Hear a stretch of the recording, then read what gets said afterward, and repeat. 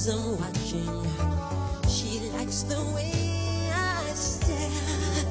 If they say why, instead of that is human nature. Why does it do it that way? If they say why, instead of that is human nature. Why does it do it that way? I like living this way. I like loving this way.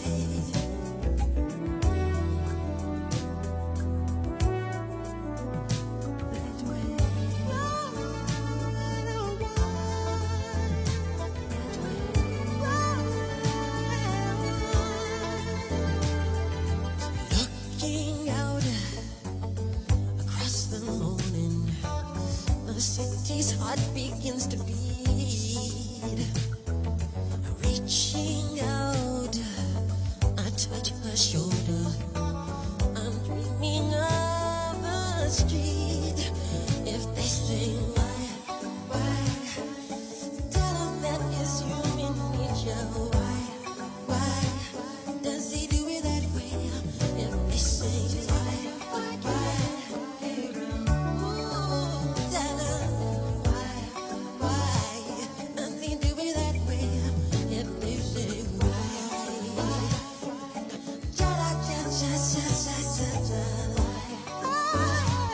does he do it that way? If they say just why, tell them does he do it that way? If they say why, tell them does he do it that way? They say just why,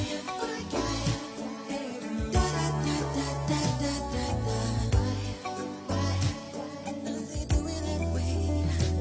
I like living this way.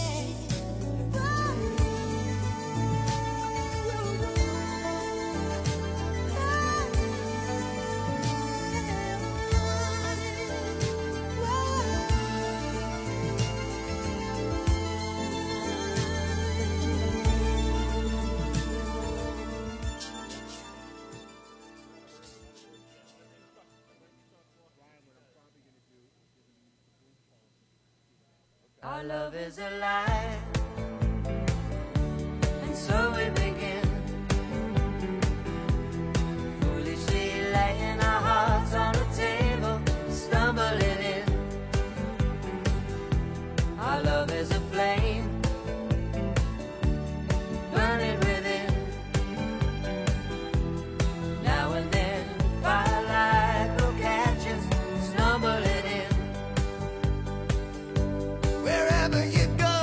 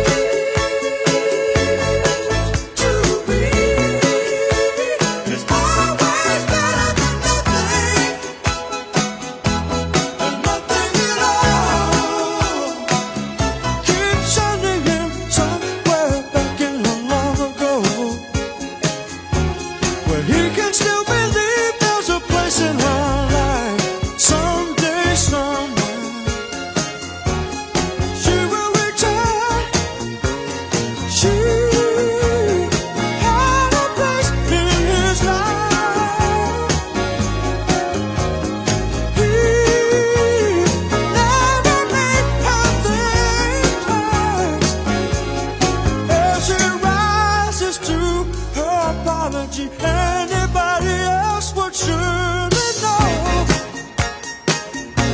He's watching her go. But a fool believes he sees. The wise man has the power to reason away. What if love can come and love can go? I can't know. It's always mine. Who got the power and nothing at all? Oh, now, what a fool believes. I believe she's never gone away. The wise man has the power to reason away. Oh, if love can come and love can go. To be all alone is always better than nothing.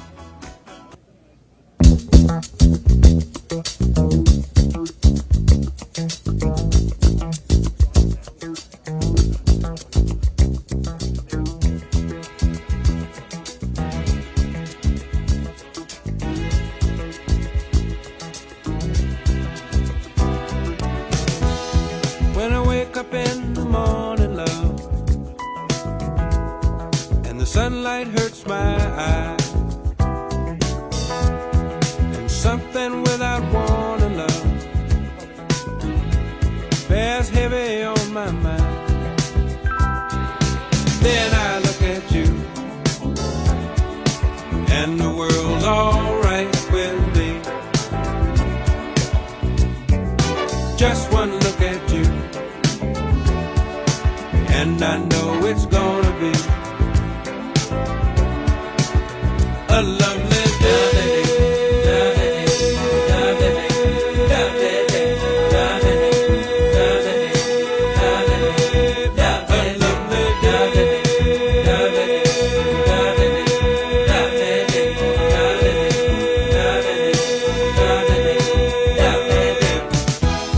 When the day that lies ahead of me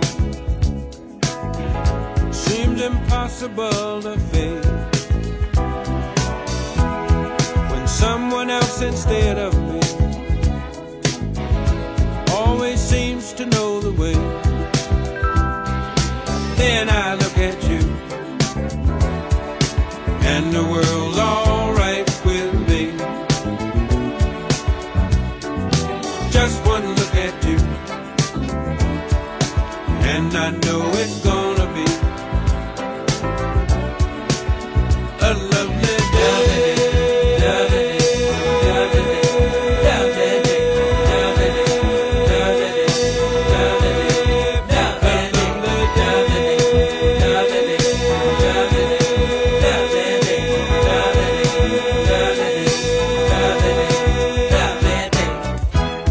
When the day that lies ahead of me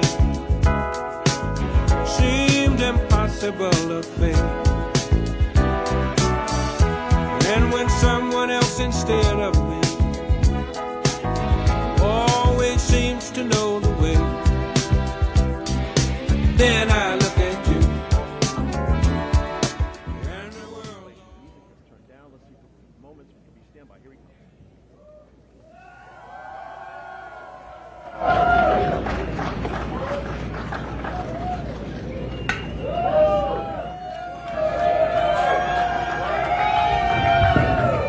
Thank you very much. Thank you, everybody.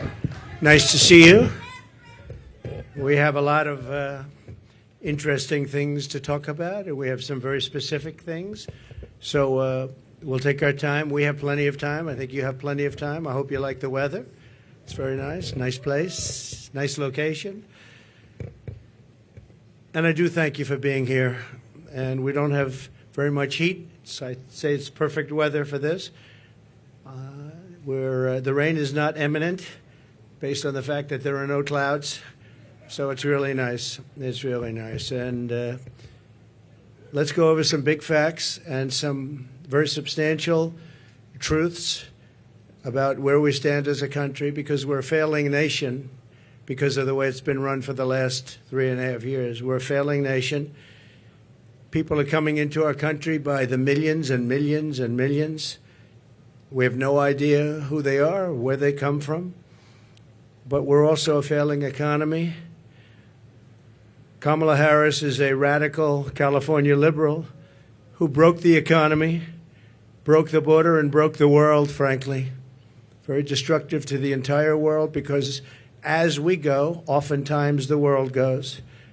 She destroys everything she touches, and if she wins, your finances and your country will never recover. You're never going to recover.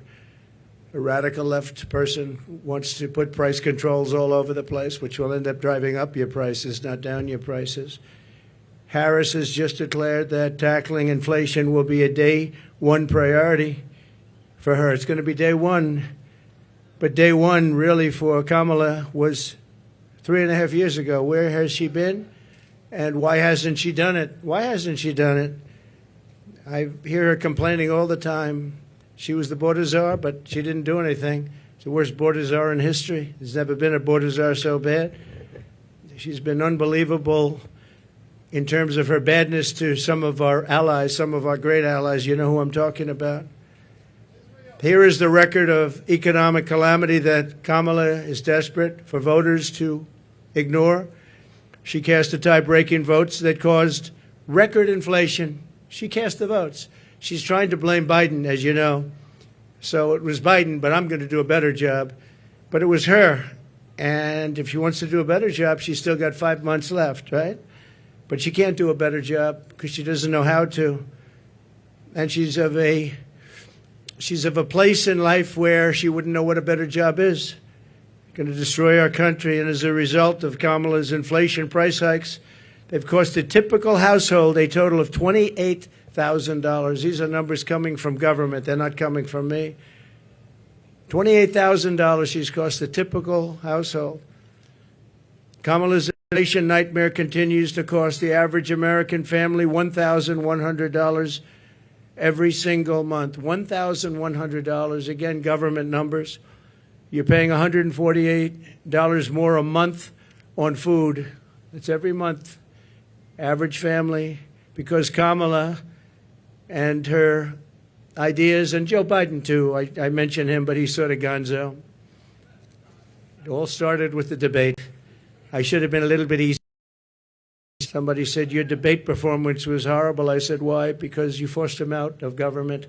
But I believe she'll be just as bad. I believe she's maybe in many ways going to be worse, because he wasn't really a radical left, but she is. She's real. He wasn't real. So I think she's going to be, in many ways, easier to beat than Joe Biden. What they did to him was disgraceful, by the way, and it really is a threat to democracy. It was a coup by people that wanted him out, and they didn't do not the way they're supposed to do it. $129 more on energy and $241 more. This is all per month on rent. So you have that, $148, $129, $241, and then many other increases. You add it all up, it's thousands and thousands of dollars that she and he have cost people. The cost of a typical monthly mortgage has doubled since I left office, and that number was about 3 months old from government, and now it's tripled. We had mortgage rates at around 2%, close to 2%, and they're now at 10%, and you can't get a mortgage. So that means it's a lot higher than 10%. I guess it is whenever they want to give over the money, and that's a lot more than 10%. So when you think about double, they've actually quadrupled or more than that. Think of that, quadrupled, which really kills the American dream for young people. Young people are being devastated by what they've done to our country. Grocery prices have skyrocketed. Cereals are up 26%. Bread is up 24%. Butter is up 37%. Baby formula is up 30%. Flour is up 38%. And eggs are up 46%. And many items are up at much higher rates than that. Now Kamala is reportedly proposing communist price controls. She wants price controls. And if they worked, I'd go along with it too, but they don't work. They actually have the exact opposite impact and effect. But it leads to food shortages, rationing, hunger, dramatically more inflation. Their Inflation Reduction Act, by the way, was a disaster. It's what caused the inflation. Their Inflation Reduction Act was a con job. They actually admitted that it wasn't really for inflation that they did it. They don't know why they did it, but they named it the Inflation Reduction Act, which was a very nice name. Got approved based on that. Unfortunately, people didn't understand it. I understood it. I said that's going to cause tremendous inflation, and it did, among other things like energy. She's running on the Maduro plan. We call it the Maduro plan, like something straight out of Venezuela or the Soviet Union. This announcement is an admission that her economic policies have totally failed and caused really a catastrophe for our country, and beyond that, a catastrophe in the world. A little bit unrelated, but not totally unrelated. We have wars breaking out in the Middle East. We have the horrible war going on with Ukraine and Russia. All these things would have never happened if I was president. Would have never, ever happened. And they didn't happen. Since Harris took office, car insurance is up 55%, and they just announced it's going to be substantially higher than that within the next week. They expect big increases in car insurance. It's out of control, and insurance generally. Thanks to Kamala's war on American energy, electricity prices are up 32%. Gasoline prices are up 50% and going higher. Meanwhile, real incomes are down by over $2,000 a year. So the incomes for people are down $2,000 on average a year, government numbers. The typical American has seen a 4% pay cut under Kamala and Biden, Crooked Joe Biden. Credit card debt has exploded by 50% under Harris to a record high. It's now at a record high. It's never been anywhere close. Since March, and by the way, people are going to have to start paying that, and it's not going to be a pretty sight for the next period of time. It could be a substantial time. Since March of 2022, the average middle-class household has lost $33,000 in wealth. How about that? $33,000. That's average. In July alone, 350,000 people were added to the unemployment rolls. It's a lot of people. 350,000 people added to the unemployment rolls. And think of that. That's in 1 month. That's in July. Virtually 100% of the net job creation in the last year has gone to migrants. You know that? Most of the job creation has gone to migrants. In fact, I've heard that substantially more than beyond the number of 100%. It's a much higher number than that, but the government hasn't caught up with that yet. But virtually right now, as of the time they did this, virtually 100% of the net job creation in the last year has gone to migrants. Harris gave work permits and Social Security numbers to more than 3 million illegal immigrants to steal jobs from Americans. So think of that. And, you know, they're having a lot of problems with Social Security. I'm going to be the one to save Social Security, but they're having a lot of problems with Social Security because under their system of putting all of these people into it, it's going to blow up and fail. If she's elected, Social Security will fail. It'll be a blow-up like you've never seen before. It'll be a bankruptcy of the entire system, probably the nation itself. You don't have to imagine what a Kamala Harris presidency would be, because you're living through that nightmare right now, and it is a nightmare. It's a nightmare. And you're going to stop inflation, but we're going to have a crash, and we're going to have a crash like a 1929 crash if she gets in. You saw a gentleman yesterday who got up, one of the top analysts in the world, frankly, and said that if Trump isn't elected, he predicts, and he's predicting you'll have a stock market crash like 1929. He also said the only time and the only reason the stock market has gone up, even though it had some bad moments recently, but I think we'll take a substantial lead. You saw the polls come out today. We're leading in most of the polls, but you'll have I have a lot of friends over there. That's nice. I don't think they're reporters, however, are they? This was supposed to be for reporters. Thank you very much.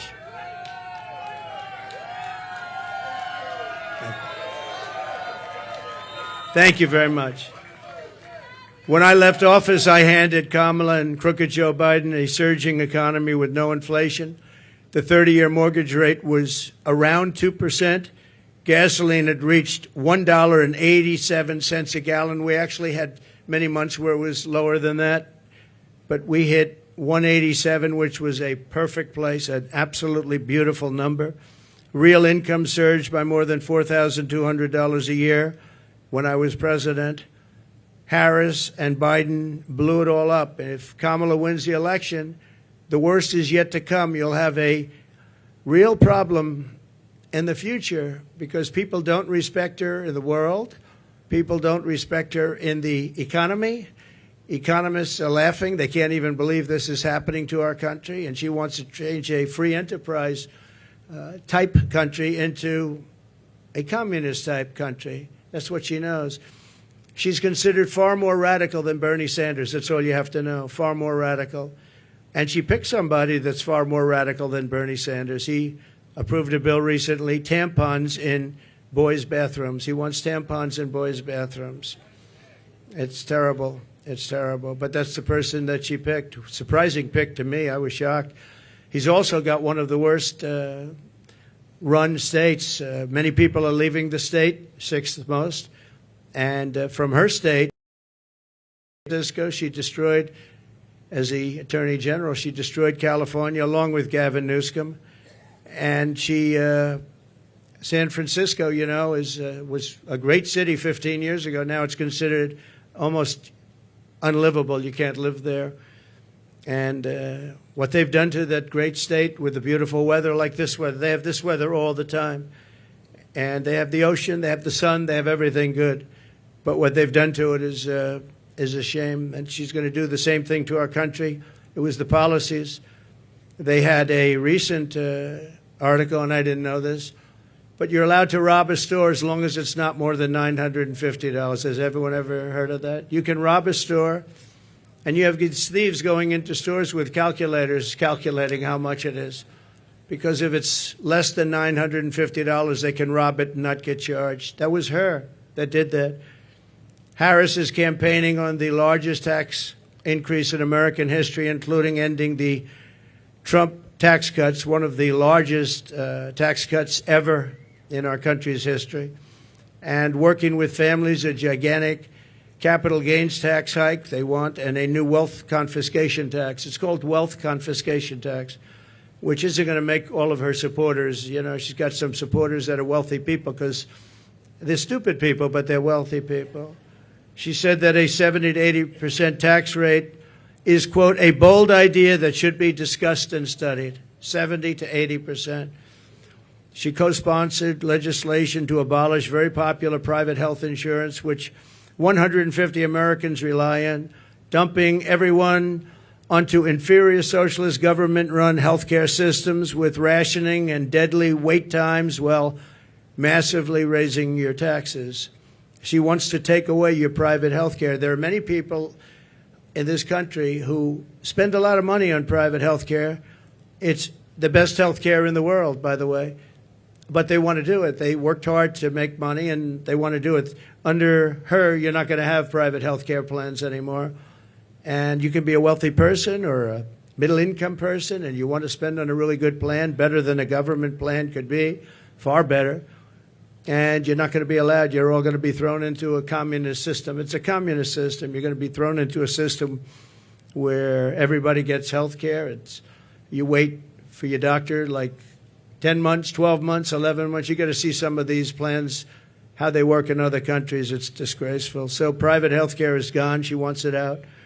Now, she could change on that, and she might change on that. She's changed on everything, but I said, why are you changing? I actually was asking somebody that knows her, why is she changing? She had these policies and ideas for years and years and years and very solid on them. All you have to do is go back and look at your tapes, which many have been discarded because they don't want, discarded by the fake news, because they don't want people to see what she said just a year ago and 2 years ago. I've never seen anything like it. Even my statement on waiters, waitresses, caddies, a lot of great people, people that drive cars, no tax on tips. All of a sudden, out of the blue, she comes out. That was months ago I said that. And she came out and she said, no tax on tips. She could have at least said, you know, President Trump had some great ideas, but one of the ideas was no tax on tips. I think it would have been nice, and people would have accepted that. But she just came out like it was hers, and she never had. In fact, just the opposite. The IRS is all set up to really go after people that make tips. And they passed legislation and signed executive orders making it really hard on waiters, waitresses, and that was very recently. That was just before I made the proposal. They were really going after people. So they're lying when they say that, you know, this is what they want to do, because their legislation, which everyone knows, and their executive orders were extremely tough. They also put 88,000 new IRS agents in that can go and harass everybody. She wants to close dozens of existing power plants, causing rollbacks of power in our country. You're going to have brownouts, blackouts, the likes of which you've never seen, and plunging millions and millions of people into poverty. That's going to put them into poverty, and they're not going to have heat. They're not going to have air conditioning. She wants to close dozens of existing power plants. Now, maybe she'll change that, too. But she's got a lot to change. Almost everything she's ever said, she's got to change. Nobody's ever seen, and that's why we're here. Nobody's ever seen anything like it. She wants to abolish coal, oil, and natural gas, 84% of U.S. energy supply. And it's the coal and the natural gas, clean coal, I call it, and oil, natural gas that create electricity. And by the way, I'm a big fan of electricity. If we're going to go with the AI, if we're going to do that, I don't know if you know, but we need twice the amount of electricity currently supplied for everything to the entire United States of America. So to be competitive on AI, I was talking to Elon Musk. We had a great discussion the other night. I agree. And he said a big problem is getting the approvals to create all of that energy, all of that electricity, specifically electricity, and you're going to need that for other forms of modern business too. And I'll get it done, but other people aren't going to get it done. They're not going to be able to get it done. As border czar, and she was the border czar. She was, I don't know if she was proudly called border czar, but that's what Crooked Joe Biden called her. She's the border czar. Everybody said it. And then about 2 weeks ago, she didn't want to be called the border czar anymore. She said, oh, I was never the border czar. It doesn't matter. She was the person responsible for the border, and she never went there. She went to a certain location once, but I would have gone there and taken my family to dinner there. That was not a place that is going to the border, a place with no problem. As border czar, she allowed 20 million people, and I believe it's higher than that. People say 13, 14, 12, 10. But now they're all up to around 12, 13, 14. They have no idea because you have millions and millions of what they call gotaways, the gotaways. Gotaways are people that pour into our country. We have no idea who they are. That's the worst of all. But she allowed at least 20 million people to invade our country, and she wants to give them all citizenship and free government health care and let them raid Medicare and Social Security, which will, again, she will destroy Medicare, she will destroy Social Security. And frankly, there's nothing she can do about it once this happens. There's nothing she can do about it. She called for abolishing ICE. These are great patriots who are tough, tougher than anybody in this audience. Some of those people, I know them over there. Some of those men and a couple of the women, to be honest, they're tough as hell, but they don't want to fight MS-13. I've seen it. They go in. Long Island has had a lot. We got them out. But now they're coming back because of weak policy. And because of things that she wants to do, like defund the police. You know she wants to defund the police. Now, she has since said, no, I don't want to do that anymore. The one thing I see with politicians, they always go back to where they were. She wanted to defund the police, and she wanted to abolish ICE. I was going to say, though, these ICE people are incredible patriots. They're tough as hell. And they go into a pack of MS-13 gang members, the toughest in the world, probably the toughest gangs in the world. They come from different parts of South America, and they want to come in. And in Long Island, not too recently, but recently, they carved up with a knife 2 beautiful 16-year-old girls who were walking to school. And the reason they used a knife instead of shooting them was very simple, because it's more painful. They wanted to watch them agonize. And these are animals, and we have to get them out of our country. or we have to put them in jail because we don't want them back. Sometimes you have to put them in jail because their country doesn't want them back. They'll send them back the way they do. Just so you know, I know all of the people that we're dealing with as the heads of countries. And they're very smart. They're very streetwise. And what they're doing is they're taking all of their criminals, and they haven't brought all of them yet. They brought a lot of them, though. But they'll bring all of them. I'm shocked it's taken so long. If I were in their country, it would have gone a lot faster. I will tell you that I would have gotten that, too. And they're bringing them into the United States. They're taking their drug dealers and their rapists, murderers, and every criminal, bringing them into the United States. And their crime rates are way down. They're bringing people from mental institutions and insane asylums into the United States. And their population for the mentally ill is way down. They're in the United States. They're dumping them in the United States. They're driving them through a border that's totally open. We stopped them. We didn't let it happen.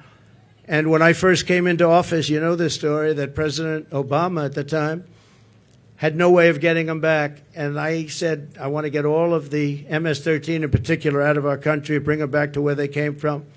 A general said, sir, that won't be possible. Why? Because they blocked the airports, they blocked the roads, they blocked everything. You can't do it. I said, so they're making a concerted effort? Yes, sir, they're making a concerted effort. We can't do it. They put planes on the runway so we can't land the planes, sir. And the same thing with the roads. They block up the roads. So if we have buses coming in, they block up the roads. They're totally blocked, and they're terrible. It's been that way for years, sir, all the way back to Bush. It's been that way for years. And I said, well, how much do we pay them in terms of economic development and aid? Sir, we pay them $750 million. I said, that's okay. Call them immediately and tell them we're not paying them anymore. And the following morning, I got a call from the three main culprits.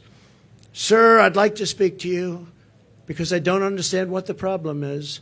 I said, well, you've sent us gang members, and they send them. Remember that. They send them. They said, you send us gang members, you send us killers, and you send us drug dealers, and you send us horrible people, and when we want to bring them back to your country, you won't accept them. And that's under President Obama and all the way through. And therefore, you're in default. You are in total default of the money that we send you. And we're not going to send you the money anymore. You're not getting any of the $750 million and more. We're not giving you any. You are delinquent. You are delinquent in what you've done. And you're not getting, sir, please, can we talk? I said, yeah, we can talk. What? We would absolutely love to have MS-13 sent back to our country. We think they're wonderful people. They're not wonderful people. They're wonderful killers. But they changed their tune totally. When I said they weren't going to get the money, I don't know why these people don't do it.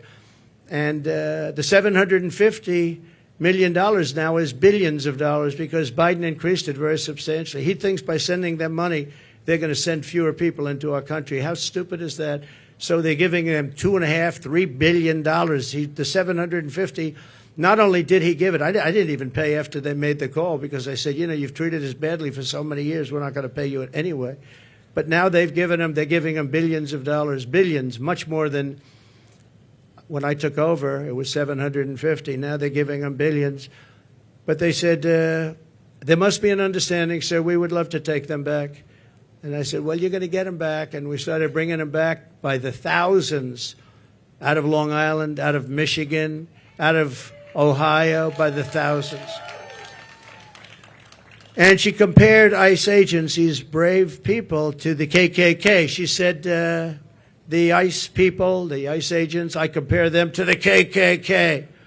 Well, they don't really, because, you know, when you go into like Long Island, like Ohio, like Michigan, we had a lot of them, and you see these men, in most cases, the agents, get out of a van and walk into, they call it a pack. It's a pack, not like a political pack, slightly different, even nastier, hard to believe, right? But they would go into a pack of these killers, and all you do, I've seen it so many times, all you do is see fists and feet and hands and fighting, and 2 minutes later they stand up and they walk out, they have them by the feet, they walk them out, or they drag them out, mostly drag them out, put them in paddy wagons, and they bring them back to their country. They take them back to the country, and the country is open arms now, open arms. And it's an amazing thing. For her to say KKK is very unfair, but she doesn't know. She doesn't want to know. She's a very strong communist lean. She wants to end detention of illegal alien migrants, releasing vicious monsters into our communities to rape, maim, and murder our population. She endorsed defunding the police and no cash bail nationwide. She was the original no-funder, and the only thing Kamala Harris can deliver is horrific inflation, massive crime, and the death of the American dream. She is in favor of the death of the American dream because everything she does really stops, any one of these items stops the American dream. We want our youth to go back and dream of being successful, someday being really successful and employing lots of people, and you can't get up early enough. I gave up that life for a life of politics. I gave up all of these beautiful places that I have all over the world for a life of being abused by the fake news media. And yet I would do it again. Somebody asked me the other day, would you do it again? I said, absolutely. Why would you do it? Why would you put yourself through? They go after you. They weaponize government. You have to deal with crooked judges that are after you and crooked prosecutors. And the New York court system is vicious and totally biased and, frankly, totally crooked. Why would you put yourself through? I said, because we're going to make America great again. That's what we're going to do. And it's very important. So when I win, I will immediately bring prices down starting on day one. We will end Kamala's war on American energy, and we will drill, baby, drill. We're going to drill, baby, drill. That's going to bring down prices of everything because energy brought it up. When they went away from my policy, they quickly went back to it, but by that time it was too late. They lost control. But they've gone back to it, and if they win the day after the victory, they'll stop with all the drilling. But they went back to it because prices were going through the roof. They were going really bad. And that's what caused our inflation, and that's what destroyed the lives of many Americans. Going to reduce energy and electricity prices. I will. By at least half within a 12-month period, we'll be able to reduce prices between regulation and having a tremendous supply, which we have. I always say we have more liquid gold under our feet, more than any other nation anywhere in the world, including Saudi Arabia and including Russia. We're going to terminate the Green New Scam. It's called the Green New Deal. It's a scam. And rescind all unspent funds. We're going to rescind that and pay off debt.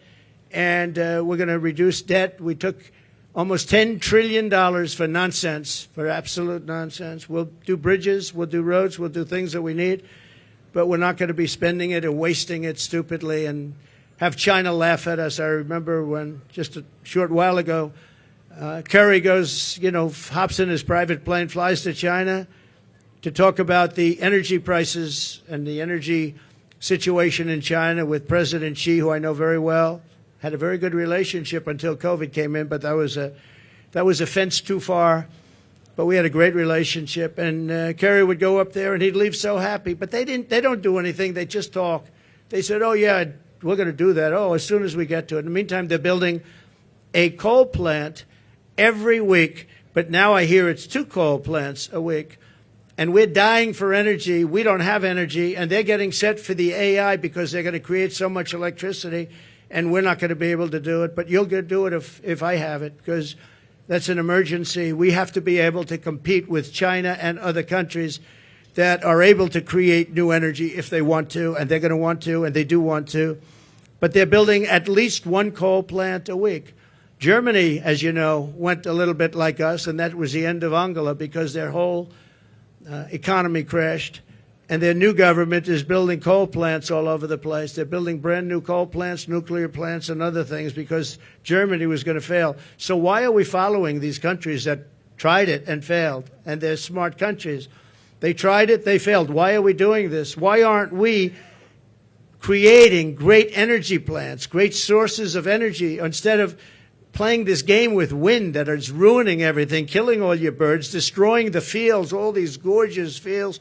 You got windmills all over the place, and you have birds. You want to see a bird cemetery? Just go under a windmill. You see thousands of birds dead. The bald eagle, if you kill an eagle, they put you in jail for years. And yet these windmills knock them out like nothing, and nothing happens to the people. No, it's a green scam. It's a shame. Look, I'm all for clean energy. I want clean water. I want clean air. But you can't destroy your country over it. You just can't do that. We want to stop wasteful spending and big government special interest giveaways. You have giveaways. You have some of these people that are giving. Look, they're not giving millions and millions of dollars to politicians because they like their policy. They're giving it because they made deals. They're going to take over lots of different things in our country. They're going to build windmills as an example. They're going to build big solar fields that take up half the desert, massive solar fields. And I'm a big fan of solar, but it can't fire our plants. It's not going to fire our plants. Fire up those plants. We got to get them going. And the only thing that can do that is fossil fuel right now. And the only thing that can make electricity, which we all want, is right now fossil fuel and nuclear. And nuclear has its place, a very big place in our country, very big place. China is going with nuclear. France has been going with nuclear for many years. We want to end the Biden-Harris electrical vehicle mandate. We have to get rid of the electric vehicle mandate. And look, Elon endorsed me strongly, most powerful endorsement. He said it 3 or 4 times the other night during our little chat. But a chat that was very well listened to and attended. We know that, right? It broke every single record, I think, in history. And he's a great guy. But I told him, I said, you know, I have one problem. I'm all for the electric car, but it's a very small percentage. I think the electric car is incredible. I think what you've done is incredible. But people are going to want, some people are going to want gasoline-propelled cars. They're going to want hybrids. They're going to want other types of cars. And Elon, you know, they're going to have to do that. And he understands that fully. And I think he was amazed by this electric vehicle mandate. They want it for trucks, too. If you do it for trucks, you're not going to have any. You talk about a supply chain problem. A truck going from New York to Los Angeles, if it's electric, will have to stop 6 times for long periods of time. If you have diesel fuel, it goes all the way, and you can even come a piece of the way back before you have to reload. And with diesel, the truck gets lighter because you're using up the fuel. With the electric, it stays at a heavy weight. An electric truck is 2.5 times heavier than what we would call our traditional trucks. And a man from a company said to me, you know, sir, I've been buying trucks. For 50 years, I've been buying them, and every single year they got better and bigger and stronger and more powerful and more efficient, more fuel efficient. And now we build apartments in the truck, sir, and you would be proud to stay in those apartments. And then I say, I don't know if I would. But I know exactly what he meant, those big, he said, it's incredible, the trucks. I said, who builds the best truck? He didn't tell me. He said, they all do. You have 4 companies, 5 companies. They all do, sir. They build great ones.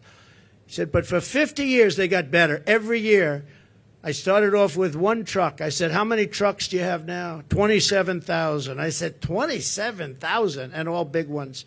He's the biggest. This is the biggest. He said, for 50 years, I've been buying, and every single year, they got better, more efficient, stronger. He said, if they make us buy electric trucks, we will go back 70 years because the truck is worse than the one we had 50 years ago. And he said, I won't partake in it. They want people, they want the truckers, the trucking industry to do that. One other thing, the truck is heavier, and the battery is much larger than the tanks. And the battery would take up about half of the payload. Think of that. But just as importantly, the battery and all that goes into electric is much heavier. The truck it weighs 2.5 times more than a normal truck fired up by diesel. And he said, if that's the case, sir, you would have to rebuild every single bridge and road in America because the weight is so enormous. It wouldn't be able to go on the bridges and all of the different weight-bearing roads in America. I said, did you explain this to the people? I mean, you know, a 5-year-old child, if he was hearing these things, it doesn't go far. It takes too much room. You don't have any room left for anything. It's almost the whole thing would be carrying a battery. Does anybody explain this to these people? We do explain it. They know it very well. At the end of the meeting, they say, we don't care. Just start making your electric truck. We're not going to do it. We're not going to do it, he said. So we're going to repeal all that. We're going to repeal Kamala's regulatory onslaught, saving households an estimated $5,000 a year at a minimum. The massive tax cuts and no tax on tips. We're going to make sure it gets done. She's not going to get it done. She didn't hear about it until I said it, and then she went out and she went and did it. And the other thing, no tax on Social Security. We're not going to have seniors who have been decimated by inflation pay tax on Social Security, and we'll get through it through growth. We have tremendous growth potential in this country, but not with these people running it, because all they're going to do is take away, and they want to take away your growth and your growth potential. Again, I say it all the time, we're a nation in decline. We're a failing nation. Right now, we're a failing nation, and we're going to soon be a great nation again. That's going to happen. Another thing we're going to do, having to do with a lot of reasons, a lot of things, and the economy in particular, we're going to seal the border. We're going to stop the invasion. We're going to send the illegal aliens back home. We're going to bring down the cost of health care and housing. We're going to make sure that Social Security is not going to be increased in terms of years where people have to wait much longer. I mean, we have an obligation to take care of these people. And just so you know, I didn't do it in 4 years. I never even thought about doing it in 4 years. And they probably don't want to do it, but they're going to have no chance. They're going to have no choice, because a lot of the people that are coming in are being signed into Medicare. They're being signed into Social Security. And it's just going to explode. And it's going to happen very fast, and it's going to be very ugly. It's not going to happen with us. We're going to open up tracts of federal land for housing construction. We desperately need housing for people who can't afford what's going on now. And when we open it up and we take off some of the restrictions and regulations, you know, in California, 50% the cost of a house is regulations. They have to adhere to regulations that bring the cost of the house up by 50%. We're going to bring back our supply chains to stop costly supply chain disruptions. We have tremendous disruptions. I have it all the time, and I think you do too. We order things, and I keep saying, well, when's it getting here? Sir, there's a supply chain disruption. And, I mean, you end up getting stuff like 3 months late now. I don't know, all these geniuses over here, I think we can say that. I'm not sure that you're necessarily as much into it, but they are. And I will say that very often, we have problems with supply chains where I'm waiting for things for weeks and weeks, and I say, by the way, whatever happened to it? Supply chain, sir, it's not coming in. And it's a terrible thing. Nobody ever thought a thing like that would happen to our country. We're going to restore peace and stability all throughout the world. And you all know Viktor Orban. He's the Prime Minister of Hungary, and a very tough man. He's a good man, but he's a tough man. And they asked him, what do we need to stop all of the wars with Israel? What do we need to stop the wars in Russia and Ukraine and all the other wars that are starting? He said, when President Trump was here, we had no wars. We didn't have Russia lining up at the borders to go and attack Ukraine. We would have never had Hamas, because Hamas had no money, because Iran had no money. I said to China and everybody else, if you buy from Iran, you can't do business in the United States. And I'm not looking to be bad to Iran. We're going to be friendly, I hope, with Iran. Maybe, but maybe not. But we're going to be friendly, I hope. We're going to be friendly, but they can't have a nuclear weapon. They can't have a nuclear weapon.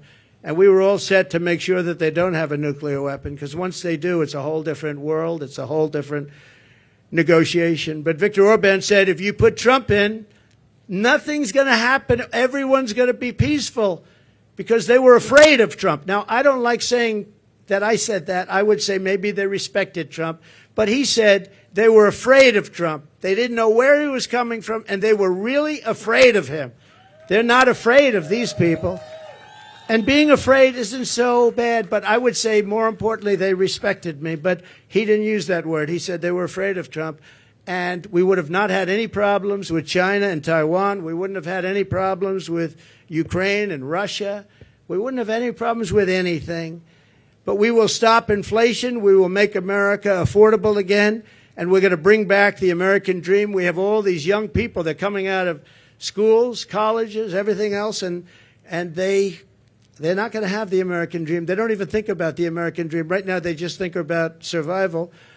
And I just want to end by saying we have tremendous potential in this country. We can do amazing things, and we can do them fast. We have to get the criminals out. We have to get them out immediately and fast and tough. We're going to rely on our local police. Our local police law enforcement has been so incredible. And they know. Somebody said, how will you get them out? How will you know? The local police know the name and serial number and middle name and last name and where they come from of every single bad guy that's come into our country. And we're going to rely on local police, and we're going to make sure that they have immunity from prosecution because, frankly, our police are treated horribly. They're not allowed to do their job. You know that better than anybody. They're not allowed to do their job. If they were allowed to do their job, we wouldn't have cities that have crime rates. You look at Chicago. On the 4th of July weekend in Chicago, think of this. 117 people were shot and 17 died. Afghanistan isn't anything like that.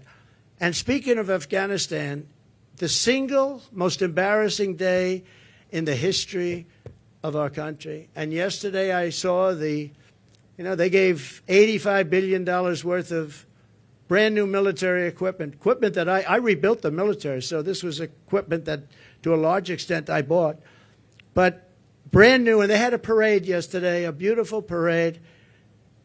We were going to get out with dignity and strength. We were there for 21 years.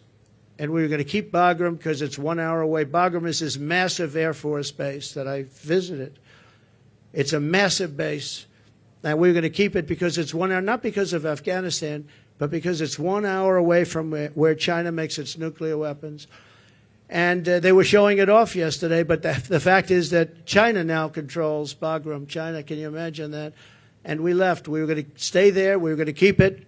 We were going to get out with dignity, strength. We were going to take our soldiers out last, not first. We took our soldiers out first. I dealt with Abdul, and he's still the leader. Strong man, smart man. But he understood that if he did anything, because we were losing a lot of people to the snipers, and under Obama, it was terrible. It was brutal.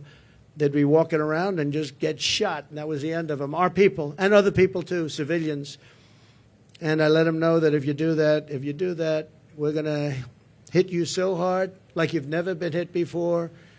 But why, he said, do you send me a picture of my home? Why? Why do you send me a picture of my home? I said, you'll have to figure that one out later. But I said, we're going to have to hit you people so hard like we've never hit anybody. And he understood. And he said, yes, Your Excellency, I understand. He called me Your Excellency. I wonder if he calls that to Biden. I doubt it, right? But he understood that, and he respected us. And for 18 months, not one American soldier was killed. Not one. And then I left because of an election where I got millions of more votes than we did in 2016. We got millions of more, from 10 to 12 million votes more. Think of that. No president has ever gone with that kind of an election uptick. Usually a president will get less. President Obama got less, much less, his second time, but he won. But he got much less. We got 10 to 12 million votes more, and that's not including other votes that we can talk about at another day. But this is their votes, 10 to 12 million more. And we left, and that's when all the problems started. We didn't have these problems. We would have never had a problem with Abdul. We would have never had a problem with anybody, frankly. And I'd have to say, you're looking at things behind me. They did a nice job. Wow, I haven't gotten to see. That's good. I don't like the tags very much. Look at that, up 46% eggs. Wow, up 65%. Wow, school lunch is up 65%. How can a family afford that? But look at this over here. What a nice job. I think I'm going to take some of them back to my cottage and have a lot of fun. Like the Cheerios. I haven't seen Cheerios in a long time. I'm going to take them back with me. Bacon is through the roof. They're all through the roof. The milk, everything is bad. And we're going to straighten it out. We're going to bring prices way down, and we'll get it done fast. And with her, it's just talk. She's a radical left San Francisco person who destroyed the place. And I don't know. It's hard to believe that she can even be in the discussion. They had a group of 12 people that she was considering, and they put her name in there, and they marked them, who were the best and who were the worst. And she was actually rated the worst of the 12. They had 12 plus her, 13 people. And they rated her the worst. Now, 6 weeks ago, she was considered to be a failed vice president and a failed administration, a disaster. And now all of these people are talking about her like she's Margaret Thatcher, liberal version. She's not smart. I don't believe she loves our country. And we cannot have our country destroyed, because once that happens, it'll never be able to come back. Okay? If you'd like, we can ask a few questions. Mr. President, it's been reported that you recently spoke with Prime Minister Netanyahu, maybe as recently as yesterday. Can you clarify when the last time was you talked to him, and what advice, if any, you're giving him about a ceasefire, about ending this war?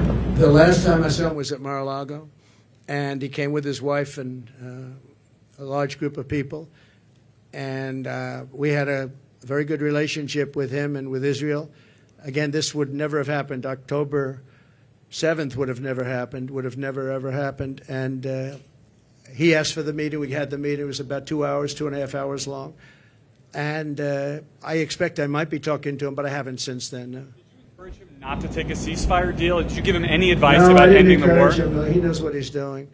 I did encourage him to get this over with. You want to get it over with. It has to get over with fast. But have victory, get your victory, and get it over with. It has to stop. The killing has to stop. Yes, please. Mr. President. Thank you, President Trump. You've spoken very passionately about how God saved your life. And I'm wondering, have you put much thought into why God saved your life? As in, for what purpose has he been shielding and protecting you? So, I don't know if you heard the question. You've spoken about God saving your life. That I've spoken passionately about it. And something happened, because that was a miracle. I never looked that way. The audience was massive, and it was in front of me. I never have that particular graph. That was a graph on, as you all know now, that it's very, I think everyone knows it very well, but it showed the great numbers on illegal immigration. It was the lowest point we've ever had. And it was one that I use less than 20% of the time. It's always at the end of the speech, not at the beginning of the speech. And it's always on the left side, not the right side.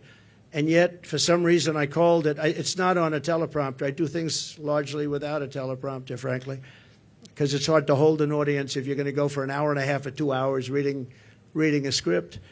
And I just talked about it, and I moved to my right, turned sharply to my right, ping. And if I didn't do that, I'm not here with you. So, yeah, God has something to do with it. It's a miracle, and God had something to do with it. And maybe it's we want to save the world. This world is going down.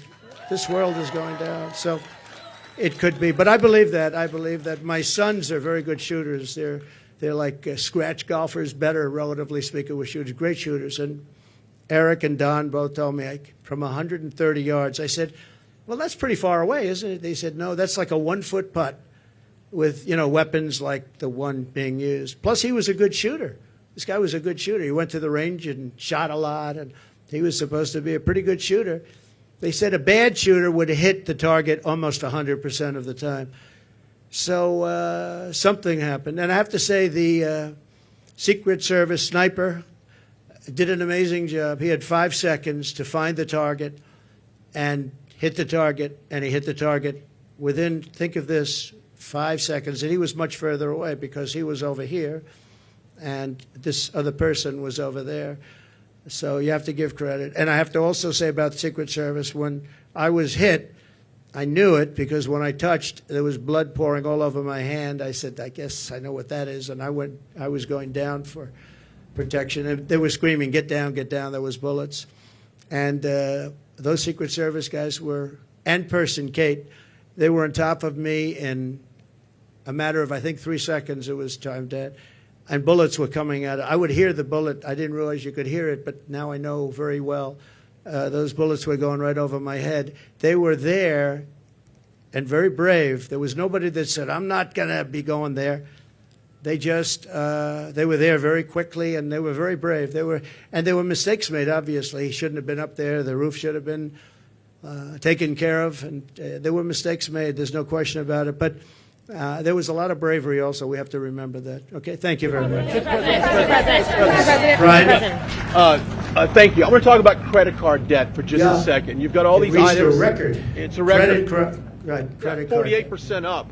Yeah. And many families going into debt just to pay for groceries. Yeah. What's your message to Americans right now that you can make America affordable again? Well, I would say my message to them, so he said, credit card debt is at the all-time high. It's never been like this.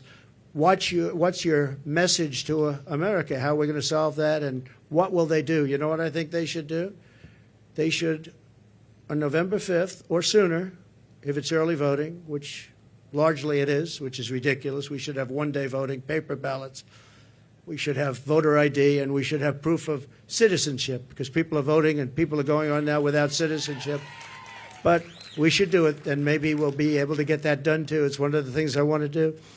But my message to them would be very simple. Vote for Trump, and we're going to fix the problem. We're going to get it fixed. We'll get it fixed. Follow-up question, yes, if I could. Kamala's been promising on day one, I'll do this. And for basically 4 years, she's promised this day one. Yeah. What will you do on day one to turn this country around? So she is saying when she gets in, she's in now. And especially with Biden, because, I mean, he's not in the best of shape. But you know what? She's in there now. She can do anything she wants. And she's still saying, if you elect me, I'll do this, I'll do... Why didn't she do it? Here's my one question. It's the easiest question, because she complains about everything. Why didn't she do it? That's all I ask.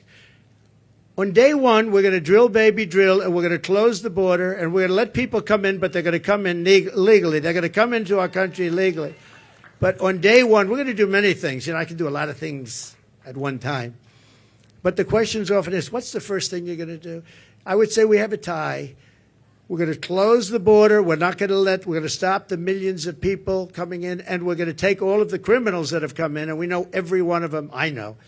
And the local police know better than anybody else. They're going to work with us. I've spoken to a lot of the sheriffs, every police, virtually every law enforcement group in America has endorsed Trump. I don't think anybody's endorsed Kamala. Not one. I don't think anybody's endorsed him. And you know that better than anybody. In Florida, all over California, they've endorsed me. We have the relationship I have with law enforcement. And these are great people, and people that we have to really cherish and respect and let them do their job and protect them. And you'll always have a bad apple in everything. You have bad apples as reporters. That I can tell you many. I'd say about 80%. But you're always going to have bad apples. But you have very, very few when you look at it. Very, very few. You have to let them do their job. You have to protect them. But basically, we're going to drill, baby, drill. We're going to get the energy prices down almost immediately, and we're going to close the border, and we're going to get the crooked ones out, the bad ones out, and we're going to let a lot of people come in, because we need more people, especially with AI coming and all of the different things, and the farmers need, everybody needs. But we're going to make sure that they're not murderers, killers, drug dealers, and the kind of people that we have largely coming in right now. Okay? Mr. President, many of your allies who want you to win in November say your current strategy isn't working, that you need to stop with the personal attacks on Kamala Harris and deliver a more disciplined message. Do you agree? And also, you added more people to your campaign today. Yeah. Is that a sign of a shifting strategy? No, I think it's a sign of we want to close it out. We have great people. Susie is fantastic, as you know, and Chris is fantastic. They're leading it. Corey Lewandowski's coming in. He'll be, personal envoy, or he'll be at some level. They're going to be, they're doing a great job. Look, we've taken, with all of the abuse we've taken from the fake news media, all of this horrific abuse we take, and all I want to do is make the country good. All I want to do is have strong borders and good education. We want to have choice for education. So important, so many different things. You would think it would be the other way. We rebuilt the military. We did so many great things. But that's the way it's been for Republicans, and I guess more so for me than anybody in history, and that's okay, because we're leading in the polls. For the most part, we're leading in the polls. We were leading Biden by a lot. We're leading now, but I think when she's exposed, I think we're going to beat her by a lot more than we would have beaten Biden by, because he had a little group of people that have been voting for him for a long time.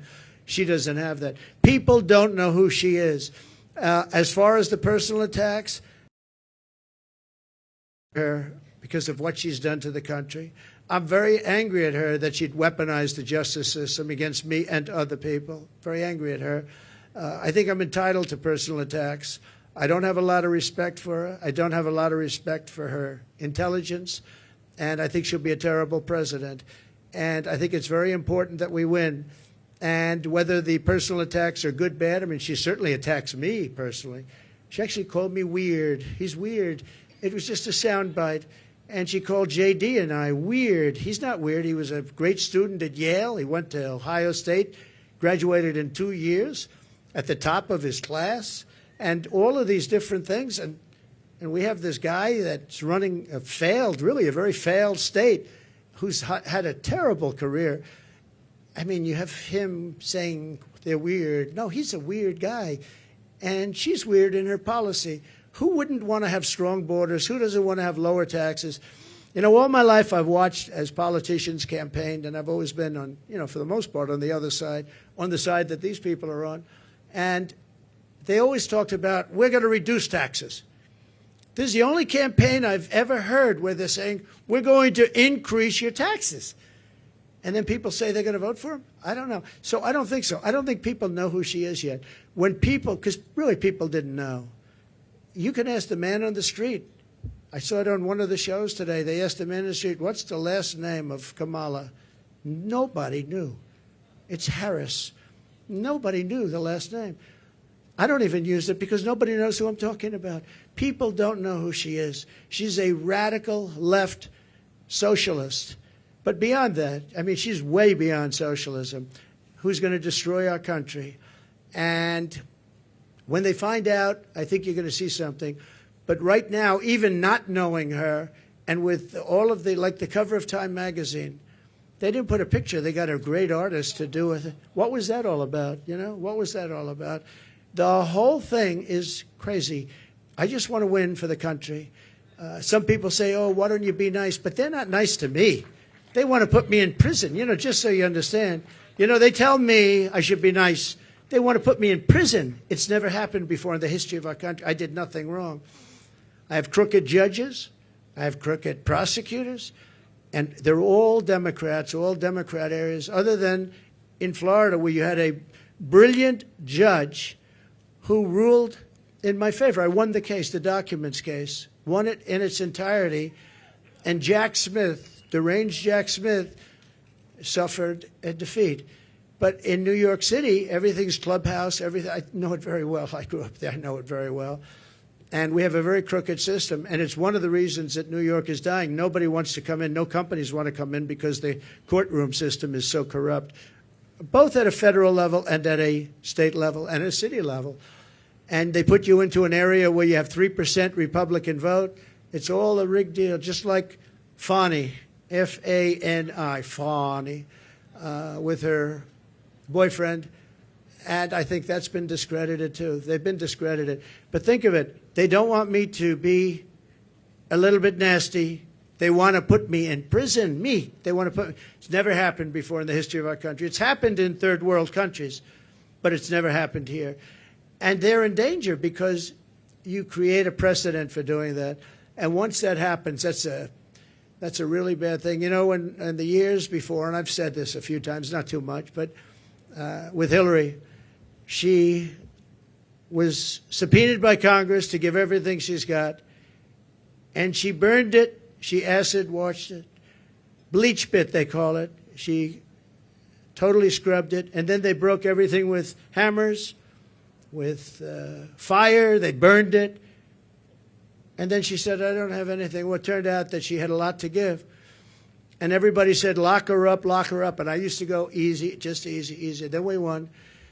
And I said, wouldn't it be terrible? And you know, I lose. Some people are upset when I did this, but you have to look at it maybe differently now. I say, wouldn't it be terrible to put the wife of the president, former president of the United States, into a prison? Now think of that. Hillary Clinton, she was Secretary of State. She was the wife of a president of the United States who used to be a friend of mine before I ran for politics. He was a friend of mine. He used to play my golf course all the time. I have a great golf course right next to their home in Westchester. He used to be there all the time. It was his favorite course. But you know what? I could have done that very easily. She was so guilty. And I said to my people, wouldn't it be terrible to put, I don't know, wouldn't it be terrible to take, and we won the election, Wouldn't it be terrible to take a former Secretary of State who was the wife of the President of the United States and put her into a prison? But that's what they want to do with me, and I did nothing wrong. It's all crooked politics and really crooked judges. You know I have a gag order? Do you know I can't even talk about it right now? Do you know that I have a judge who has a gag order? He doesn't want me to talk, and the reason he doesn't want me to talk is because what I say is so devastating and so horrible for him. But think of it, I have a gag order. There's never been a politician in history, I mean, probably for any politician for a city council office. I'm the leading candidate to be president. I won virtually unanimously. You know, I beat everybody. It was the quickest primary in history. There's never been one that was done so early. I had people that were very talented people, and I beat them by 45, 50, 60, 70, 80 points. There was never a close race. Nobody was even close. Good talent. They weren't close. And I'm running against the Democrats. So it's a two-party system, whether we like it or not. Republican, I'm the Republican, and I'm leading. But let's say I'm tied, but I'm leading. I believe I'm leading by a lot more than people think, and I believe we'll be leading by a lot more. And I have a judge who put a gag order on me. So when you ask me a question, or when you ask me a question, I can't give you an answer, because if I give the answer, they want to put you in jail. He said, we'll put him in jail if he talks beyond the gag order. And this is in a state where, unfortunately, the laws have been very bad, and they haven't been upheld by the appellate divisions generally. Although I have one case where we a certain judge, I won't use names, but the Attorney General case where we won 5 appeals on the same case, the most ever trial. It was a ridiculous, horrible decision where you have a very, very biased voting population and a judge whose hatred of Donald Trump was beyond belief. And we won the case, but he ruled a ridiculous amount of money, civil case, ruled ridiculous. Now, this is what they're doing is interference with an election. They want to interfere. Look at the one thing they want to sentence right before the election takes place. Let's sentence him, because who's going to vote for him if we sentence him? Let's sentence him right before. No, this is interference with a presidential election at a state level. And it's a state that always goes Democrat. It's interference. And as you know, the Supreme Court ruled recently on immunity, and I'm immune from all of this stuff that they charge me with. But isn't it a terrible thing?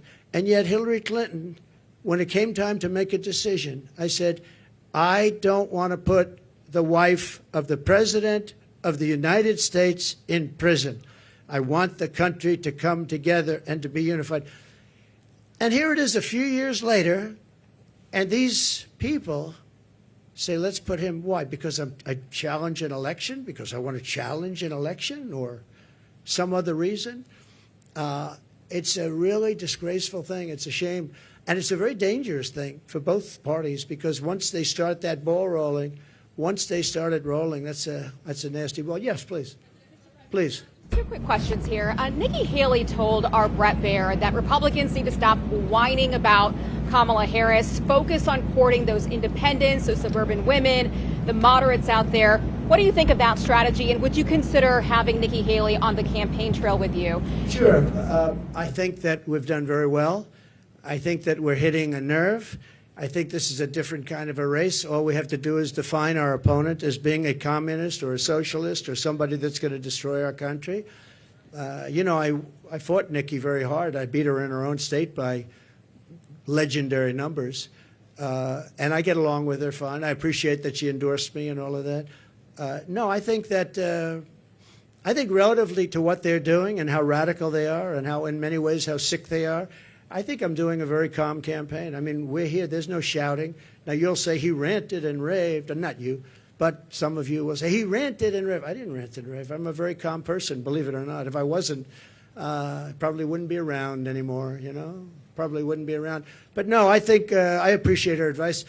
I have to do it my way. You know, I ran against her, and I did it my way. People said I should maybe do it a different way, but I won in South Carolina by numbers that nobody's ever seen before. You know, it wasn't even close. And I think she's a good woman. I'd love to have her support. Yeah, she gave me support, but I'd love to have her go around and campaign. Quick follow-up on the economy. You mentioned this in your remarks. Vice President Kamala Harris wants to put a ban on price gouging. Do you think that the federal government should be responsible for determining food prices? Well, not only responsible, they probably can't do it legally, and that will drive up prices. She wants no fracking. Now, she may go and change that. I think she's already changed it. But she wants to have no fracking. I want no fracking. But for her whole life, she said that. No fracking. Then about, I don't know when, a couple of months ago, all of a sudden when she started looking at polls, remember this, she all of a sudden says fracking.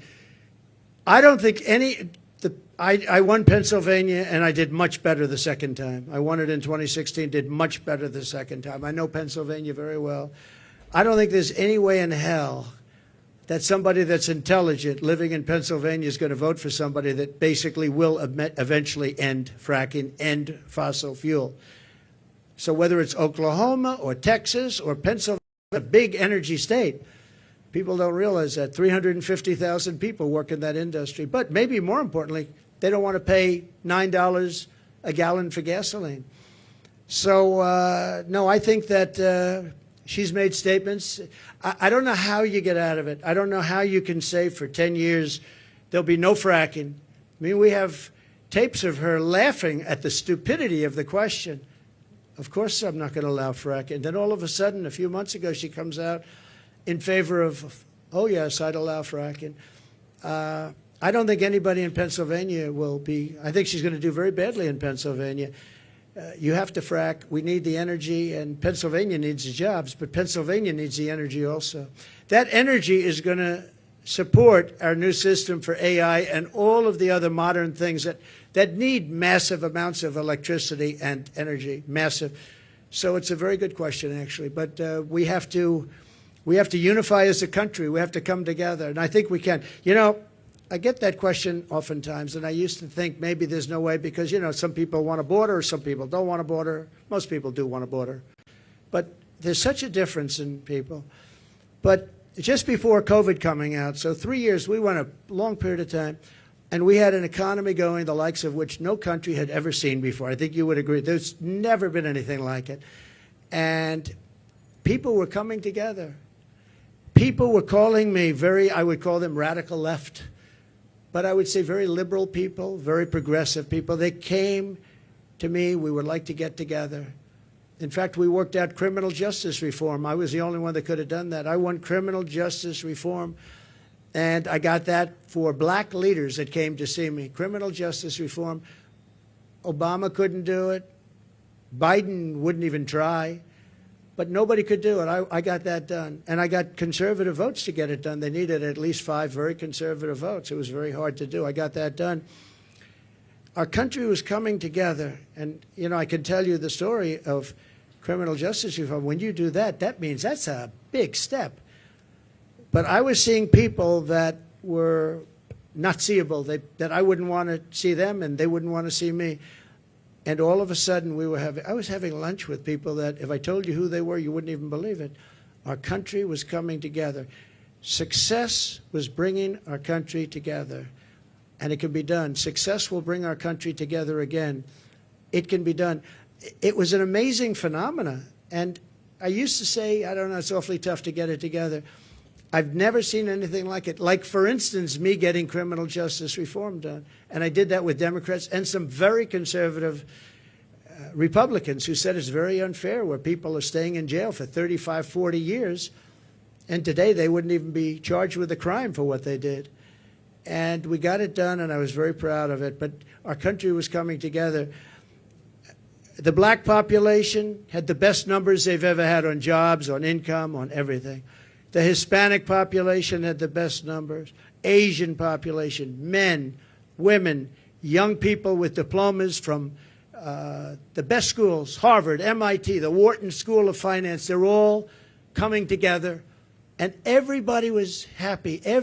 and young people without a high school diploma. The best MIT students and people without a diploma were all working. They were making more money than they've ever made. There wasn't one group that wasn't doing better than it was the year before, 2 years before, or 10 years before. It was the best our country had ever done, and we were leapfrogging China. China didn't have a chance. I took in hundreds of billions of dollars in tariffs from China. Hundreds of billions of dollars. No president ever took in 10 cents. And what happened was an amazing thing. We had a great, successful country, and our country was unifying. It was the first time anyone's seen it, but our country was unifying. From some of the polling out there, I know you're saying that you're leading in some polling, but there is other polling out there. A Fox News poll out just yesterday has you up by just 1 point. How do you break away? 1 or 2 points, yeah. And Fox News has always been my worst poll, believe it or not. And even Fox News had me up by 1 or 2 points yesterday. Came out, I think, 2 points, 1 point. I also think, I tend to poll low. In some cases, really low. In 2016, I was polling low, because people didn't want to say who they're voting for. I don't know if that's supposed to be a good thing or a bad thing, but it is what it is. And we did very well in 2016, and we did much better in 2020, much better, but bad things happened. Through COVID, very bad things happened, so we're not happy about that. Yes, I've seen you around a little bit, so go ahead, please. Mr. President, thank you for doing Thank you very much. Thank you. So you talked about how COVID from China was a fence too far. What's your plan for holding China accountable if you get reelected? Well, I want to get along with China. I had a great relationship with President Xi. We made a fantastic trade deal, $50 billion of farm products and manufacturing products they had to buy here, and they were adhering to it. They don't adhere to it anymore because they don't respect Harris or Biden. But as you know, we signed a trade deal with China, and it was actually better than even the USMCA. It was a great trade deal. China had to buy $50 billion, not $15 billion, not anything else, $50 billion. And it was a great trade deal. I think that that's one of the underrated things. I think we'll have a great relationship with China. I hope we're going to have a great relationship. But it's got to be a fair relationship. China was taking advantage of the country for years. But so was every other country, in all fairness to China. Every single country was taking advantage of the United States. I can't think of one country where we were doing better than them. Japan was taking, Abe was my dear friend, one of the great men, great leader. But all of these countries were, I used to say, who signs these agreements? It's amazing that we economically survived because we had such bad negotiators, or people were getting paid off. I actually looked at some deals. I'd say nobody could be so stupid to sign a deal that's so one-sided. Whoever made this deal has been paid off. And then I'd look into it a little bit, and all of a sudden he's working as an agent for that country 3 years later, 5 years later. Now, we changed a lot of those deals. South Korea, we changed the South Korea deal. We made it from a horrible deal to a good deal. I changed the Japan deal. But I made a great deal with China. They had to buy $50 billion worth. They never bought anything like that. In fact, it was a misunderstanding. When I said the people were negotiating, what number are we talking about? They said 15. I thought they said 50. So when they came back to me, they said, sir, we're all set to get it going. I said, good, what's the number? 15. I said, you told me 50. Why are we going down to 15? They said, no, we said 15. I said, you told me 50. Actually, I heard them wrong. They said 15, but I heard them wrong. So I said, go back and get 50. And we got 50 instead of 15. And it was great. You know, I really think that we can have a great relationship with China. We can have a great relationship with a lot of countries that right now. One of the things with China, I know as much as any country, but all of the countries, the one thing is they have to respect you. If they don't respect you, and you know, I was very tough in countries like Japan, and yet Abe, who was a great man, assassinated, horribly assassinated. He was a great man. He was a great leader. But I believe, and I was very tough on him. I was very tough on Russia. Russia, I was probably the toughest. I ended Nord Stream 2. I ended the biggest deal they've ever done, the biggest pipeline in the world, the biggest. All of Europe was going to be supplied by Russia, and I ended the deal. It was dead. And then Biden comes in and approves it. And they say, oh, I was nice to Russia. No, Putin actually said to me one time, you know, if you're supposed to be, like, friendly with me, I would hate like hell for you to be angry at me because you are brutal. Think of it. Not only that, the sanctions, but forget the sanctions. I ended Nord Stream 2. The pipeline was dead. And then Biden comes in, and he got $3.5 million, in all fairness, from the mayor of Moscow's wife. Remember that? During the debate, we brought it up, and Chris Wallace, who's not the father, he is not, there is no resemblance between him and Mike Wallace, that I can tell you. He said, you shouldn't be talking about that. I said, why not? They got the family, $3.5 million from the mayor of Moscow's wife. Why wouldn't I talk about that? He wouldn't let me talk. I said, I'm negotiating against two people, not one. I turned out to be right because a year later, that was a big scandal. Why did he get $3.5 million? But Biden approved immediately the pipeline in Russia, Nord Stream, and he killed the Keystone XL pipeline, 48,000 jobs. He killed it. He did the exact opposite of what he should have done. Yes, please. I know you had your hand up. Nice to see you. Thank you, Mr. President. Thanks for taking my question. You referenced your conversation with Elon Musk earlier this week. I want to ask you about that. You praised how he treats workers, saying they go on strike and you say, that's okay, you're all gone, so every one of you is gone. Are you really comfortable with companies threatening to fire workers who go on strike? Well, no, I want companies to get workers that are going to love them and work for a wage that lets the company make a profit so they can go and expand. In that case, they moved, as you know, they moved the company from California, Elon, from California to Texas because they were able to get things that California wouldn't give. And I did ask him one question. You're moving a very big company out of California that's been there for years into Texas. Did the governor ever call you and say, like, let's work it out because we don't want to lose you? And he said he never called. Governor Newsom, he never called. And you would have thought, if I were governor of California and if Elon or anybody else, they have oil companies leaving, I would be calling. But no, Elon wants to run an efficient company, and if he has to he got rid of a lot of people on X or former Twitter. A lot of people gone, and it still works. It still works. So you got to run the company productively, and there are going to be a lot of jobs around. I want it so that a person doesn't get lucky and find a job. I want a person that can look for 10 jobs, and all 10 companies want them, and you negotiate much more than you'd get by doing what you just suggested. So, you know, he's a strong man. He's a strong guy. He's a brilliant guy. And he wants to get the best he can, and he wants to get the best workers. He pays a lot of money to a lot of his workers. It's, to a certain extent, supply and demand. But ultimately, that's what's going to lead to a great country.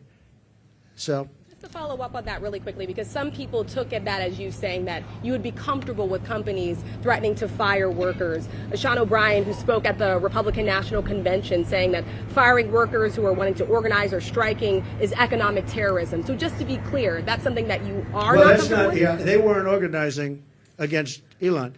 He let them go because he was having a lot of problems in California. They were making it impossible for him. In California, what they were doing with the taxes and everything were making it impossible for him. And Sean O'Brien's a great guy from the Teamsters you're talking. Yeah, Sean is great. I think Sean would understand it better than anybody. Don't forget, the unions are really threatened by what's coming in, by these millions and millions of people coming in. Sean O'Brien understands that. The black population is absolutely threatened. The Hispanic population is absolutely threatened. Because these people are coming in, they're going to take their jobs. They're going to make it very, very hard. What's happened in our country is very dangerous, very bad thing. One more on the economy, sir, because Governor Tim Walz is out on the campaign trail today, and he's been saying that he believes that you want things to get worse so that you can campaign on it, that you're rooting for failure. What's your response to that? I wish I didn't have to do this. If our country were run by Democrats and it was run beautifully, where we were really being productive and everything else, I would have never done this. I wouldn't have done it if I thought I couldn't have won. I think I can win. I think I can win easily once they're exposed for what they are, which is, you know, radical left lunatics, and that's what they are. They're going to ruin. She's going to ruin our country. Going to ruin our country. And I just hope the people of our country, and I believe they are because I see it already happening, but I hope they are able to think for themselves, because if they think for themselves, if they look at the destruction that's going to be caused by Kamala and this person from out of nowhere, he came out of nowhere, a state that I love that state, but a state that's doing so poorly, where he's the one that signed in tampons in boys' bathrooms. He signed a bill that boys' bathrooms, all boys' bathrooms in Minnesota will have tampons. And what's going on? What's wrong with us? What's wrong with us as a country? So no, I would, if we had somebody doing a phenomenal job, I would be extremely happy. What I want to do is I want to see, even the last few months, I hope the country does really well, even though it would make it probably a little bit harder to win. I hope the country does really well. It's country first. I want our country to do great. If they were great leaders, I would be the first to say they're doing a fantastic job. Thank you all very much. I appreciate it. Thank you. Thank you very much. Thank you. Thank you. Thank you very much.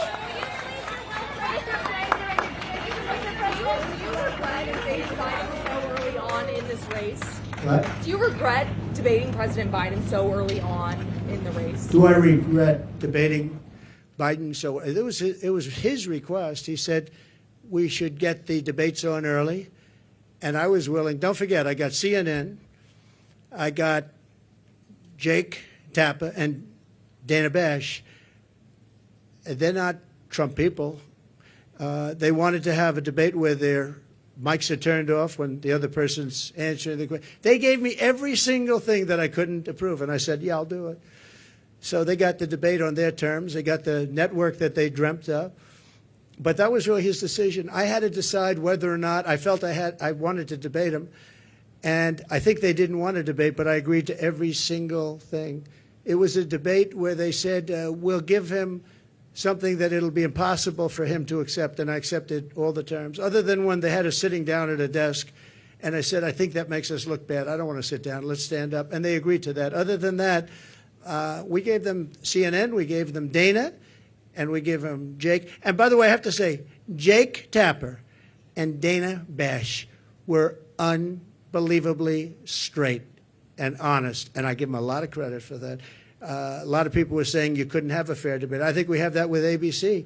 I have some people at ABC that don't like me too much. I find it to be about the worst. George Slobodopoulos. I have a lot of people at ABC that I find it to be actually the most unfair of all the networks, and they want to do it on ABC. Whatever, I don't mind. The question that you're asking, though, about whether or not the debate should have happened would have been a better question to ask of Joe Biden, because had he not done the debate, he would still be running for president and people would be hiding him, just like they're hiding her right now. You know they're hiding her no different than him, because I believe she's grossly incompetent, and I don't think that when people hear what she has to say, they're going to buy it. Thank you all very much. Thank you.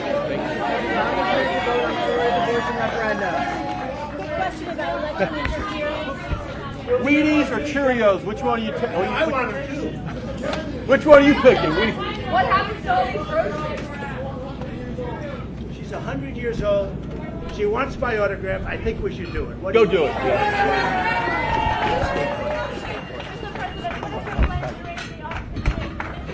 Follow him if you can. Follow him. I think it's going to be a disaster. I think it's going to be a mess. President Trump.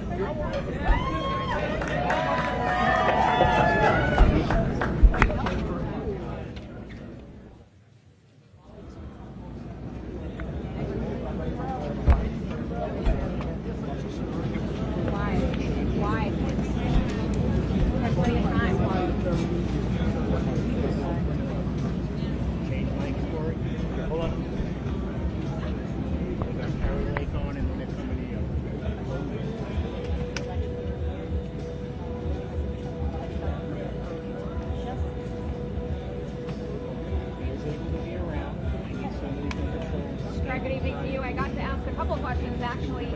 Well, in Wisconsin, you know? Say hello to the people. That's for you. A selfie, please, sir. Sir, a selfie. Today is my 19th birthday. Happy birthday. Thank you very much. I've been to 83 rallies, sir. 83 Oh, rallies. I like this guy. You want me to write on your suit? You want me to destroy your suit? How about the green hat? And I worked as a volunteer in Trump Tower in 2015 to 2016. I made over 50,000 phone calls for you. Wow, look at it, and he's done well. You know, That's a great hat, isn't it? I bought it here. We all love America and we all love you. We got to win this one. We have to win.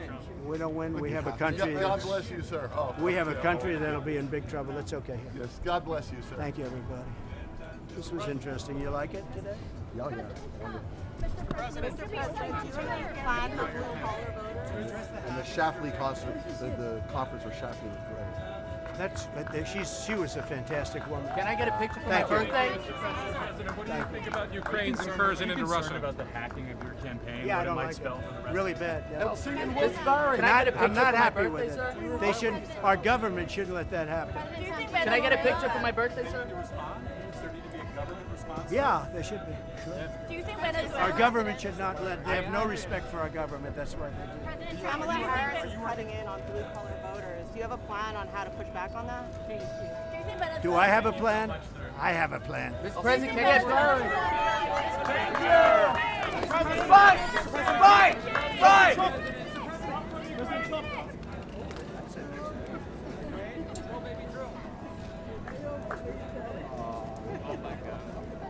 Thank you. President Trump, I just Thank you, Margaret. Thank you. They lost 100,000 because of their incompetence. Who's going inside for the Israeli? I am. Are you? Okay. How are you? Nice to meet you. I hope I made your day. Just say, please don't let him speak anymore. Mr. President, would you sign this? Thank you so much. Mr. President. I'll see you inside. Mr. President.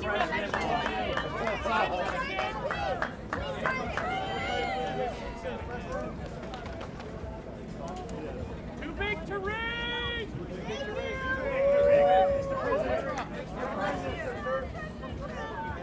Well, are you freaking out? I don't have to listen to it the whole time going down for an hour in the car.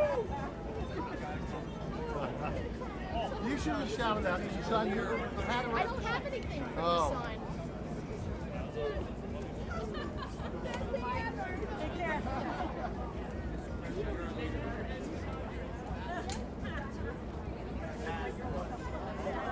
I should have put that damn hat unsigned. I would have put that hat unsigned.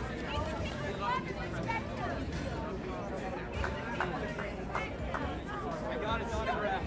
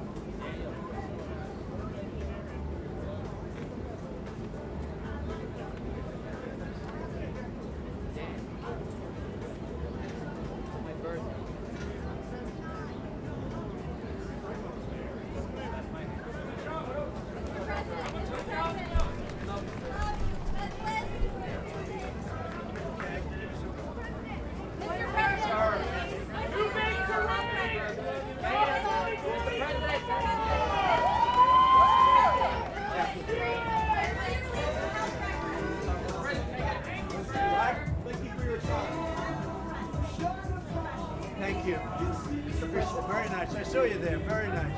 Mr. President, you talked about your cases.